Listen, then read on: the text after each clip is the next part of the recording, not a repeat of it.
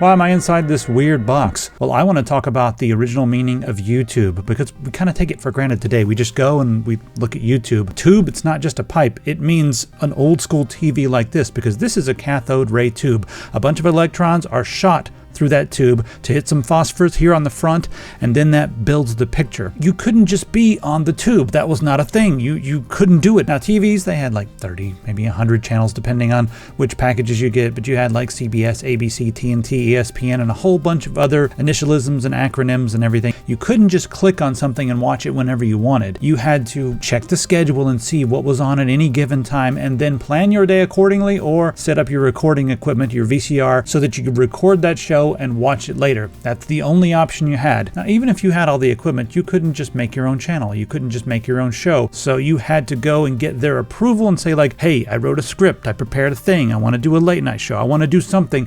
Please, please, please make my TV show. The bottom line here is that everything had to be approved by a giant mega corporation who owned one of these stations. So you really could not be on the tube. Then in 2005, a few people from PayPal left and decided to create their own company called YouTube, where you could be on the tube. They allowed you to set up your own channel so you didn't have to go through one of the corporate channels. Anybody could have a channel. It's completely free and wild, and it's democratizing the way we watch videos. And get this, it's not based on time slots.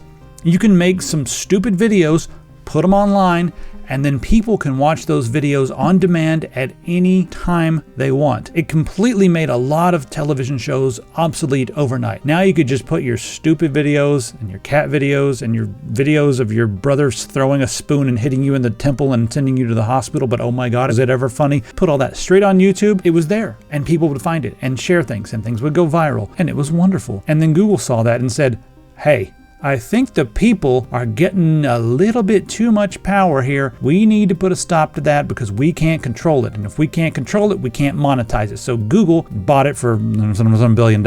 And then they started to take it apart and turn it into the thing that we tried to get away from in the first place. Google wants YouTube to be like old school TV, so that it has full corporate control and they can monetize it properly. So what we're going to do in this video is a complete rewind to the beginning, and I'm going to categorize several key things, not everything, but I'm going to go through several key turning points that Google has made in the course of YouTube's history that shifted it from this beautiful Wild West thing that really democratized the delivery of videos so that you could be on the tube, into this completely locked down, corporate controlled, safe thing with their algorithms and their censorship and all that nonsense. They turned it into this new thing that's far, far, far from what it used to be.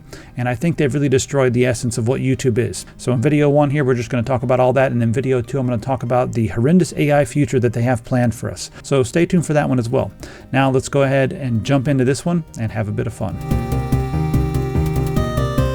I use OEM keys for a few different reasons. This is the price you're going to pay for Windows 11 Pro if you get a retail key. Let's check those prices on whokeys.com. $30. No, we can do better. Put in TS25, click apply. There we go, $23.22. Let's say you want to get a copy of Windows 10 Pro. Let's click on buy it now. Coupon code TS25, hit apply, and watch that price come down. There we go. The other thing is OEM keys are generally locked to your hardware. So if you move it from one motherboard to another, you may need to get another key, but you'll have to get many keys to equal the price of one retail key. If you need Office, you're also going to be able to get those same deals. 25% off on Office 2019 and 2016. These are offline versions of Office without monthly fees. Let's go ahead and check out with our copy of Windows 11 Pro. All right, just put in my card info. There we go. Click on View Keys and Codes. Once you get to the User Center, click on Get the Key. You'll see your key right here in the middle. Go ahead and highlight that, copy that, hit Start, type Activate, click on Activation Settings, paste it in there, click on Next, and you will be activated. Also, everything over here is on sale, and TS25 is going to work. So head over to whokeys.com. Thanks to them for sponsoring. And now on to our regularly scheduled program. Let's start off in 2007. YouTube introduced the YouTube Partner Program, and that allowed people to monetize their videos. Now, of course, YouTube was already monetizing its stuff. Google was already making money on that, but they're like, hey, a lot of you are doing a lot of stuff on here. You're posting videos and people enjoy them. You've got a nice little community. What if we gave back to you and allowed you to make revenue from this? So we'll give you like 60 to 80%. I forget what it was back in the beginning. And then you can make money. And people were like, oh, we can do this for a living now. So it kind of started turning into a job for some people at that point. And then we move forward to 2009. Now, this is the first major negative turning point in my opinion. YouTube introduced thumbnails. Thumbnails. Why is that such a bad thing? Well, before thumbnails, we didn't have nearly as much clickbait. You had headline clickbait, but YouTube thumbnails, oh God, they're awful. They're awful. I kind of long for the days before thumbnail. I know you can install a plugin that makes it so you don't see any of the thumbnails, but it doesn't work in this day and age. It only works if people just release videos to the web without any thumbnails and just let it be what it is. So I feel like, I know it's weird to say that I think thumbnails are a negative thing because it's nice to have the ability to create a thumbnail to show what your video is about. It's led to so much clickbait because whoever can have the most outrageous thumbnail or the most ridiculous face on the thumbnail is going to get the click. We started getting more curated stuff, more focused stuff with an outrageous thumbnail.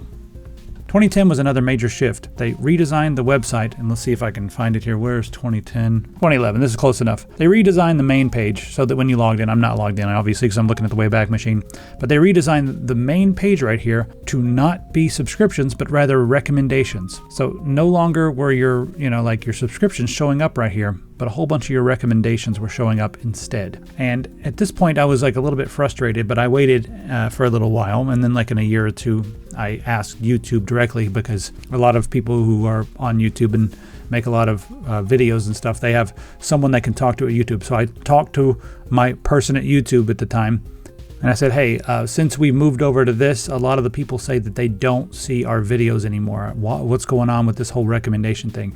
And they said, okay, let me explain this to you. People subscribe to too many channels. It's overwhelming. And some people subscribe to like 100 channels, and every day they'll get like too many videos, and they're not always videos that they want to see. So we've just kind of done away with that. They said that they were collecting channels like you collect Pokemon, but you don't always use all the Pokemon that you collect. You end up going to a few that you really, really like.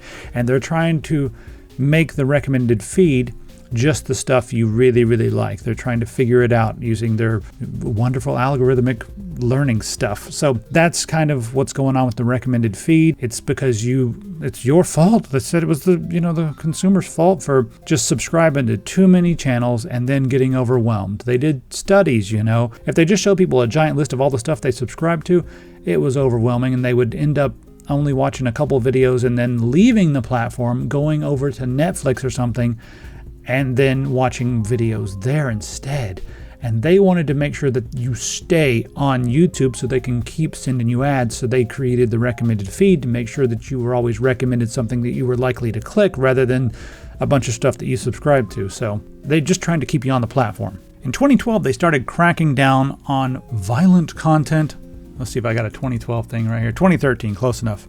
I don't know what this is. I have never actually watched a Vsauce video, but this is like something that's still in the Wayback Machine, so I'll like have that on the screen for just a second. This doesn't look violent. It looks safe. It's just a Dreamcast. There's nothing violent about a Dreamcast, right? So in 2012, they said, okay, we need to restrict stuff that's got lots of cussing and controversial topics and all that. And around then is when things started to get a little bit weird for us. Like what's going on? Our stuff's kind of like plateauing and everything's weird. And back then was still the days of the tech, so it was doing all right. And again, I talked to someone at YouTube, and they're like, well, you might be a little bit politically sensitive. I think you mentioned some Noam Chomsky stuff, and that's a little bit yikesy because he don't like corporations. Just saying. They always say just saying to like soften it when they just said it. Don't say just saying, you jackass. Just say it and shut up. All right, moving right along. Unable to connect, how about that? This is what YouTube looked like in 2013. I mean, minus all the missing thumbnails and stuff. But let's see what else happened in 2013. Oh yeah, Google+. 2013 was Google+. Remember that mess? They tried to integrate Google+. They tried to force it all onto you everywhere you go. They try to like shove the commenting together. So Google Plus is gone now, but God, that was a big deal. We even had a Google Plus page. They moved a lot of our administrative tools over to Google Plus, and they're like, this is how you will do it now. You will have a Google Plus brand page, and then when people comment and do things, it will be here, and everything will be integrated into YouTube, and Google Plus will be everyone's best friend. And that didn't work out. Probably would have been better than what we had now as far as like all the AI nonsense they're trying to shove down our throats. At least we would have like a community, but nobody wanted Google Plus. I don't really know what it was. I don't really connect with any social media I use some of the social media out there. Right now it's Blue Sky and the Fediverse. That's the only two ones I really actually use, but I don't connect with any of it. I just do it. You know, it doesn't like jive with me. There's some cool people on there still. So in 2015, the algorithm, it started to shift away from small channels and it started to prioritize corporate channels. And, you know, you'd see a lot of this stuff. I know a lot of you are around and complaining about like, you know, I want to see this cool video, but all I can find is Jimmy Fallon talking about it or some like late night TV show talk host. It was like their one like chance to like keep TV relevant, which is weird.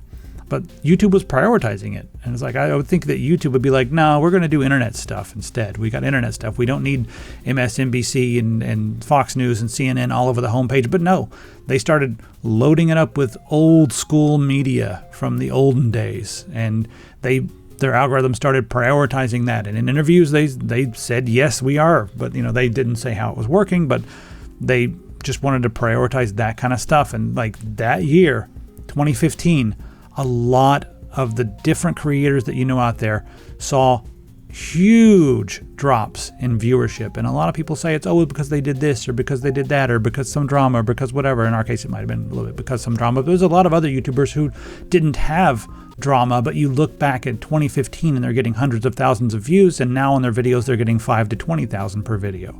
It started in 2015 when they took a huge shift towards legacy media, corporate controlled media, and stuff that they just knew was already pre-approved for advertisers. So that's really a big theme, like just giving you stuff that's pre-approved for advertisers. Also in 2015, they did another thing that really hurt a lot of the older content creators who've been on the platform since the beginning, and that's the introduction of the bell.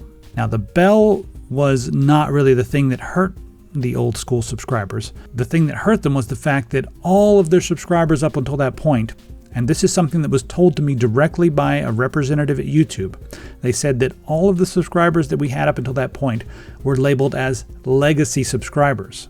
And they were not prioritized when it comes to showing the content or showing the videos or whatever.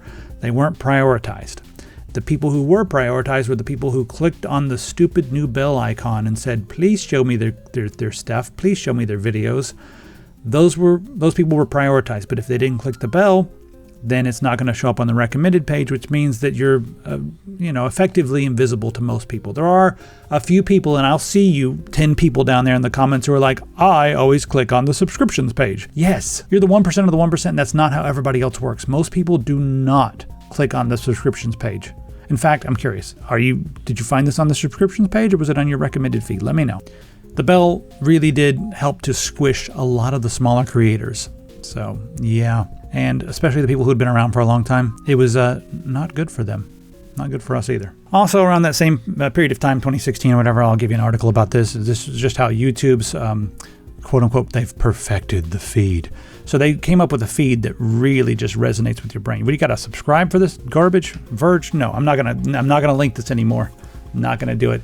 So they feel like they'd really perfected their machine learning or whatever. They really did a really good job with it to make sure that you stay on the website for as long as possible. And they were starting to get to the point where they're like prioritizing watch time over anything else. Just they want you on here. They want you to binge everything. They want all your time basically. They want all of it.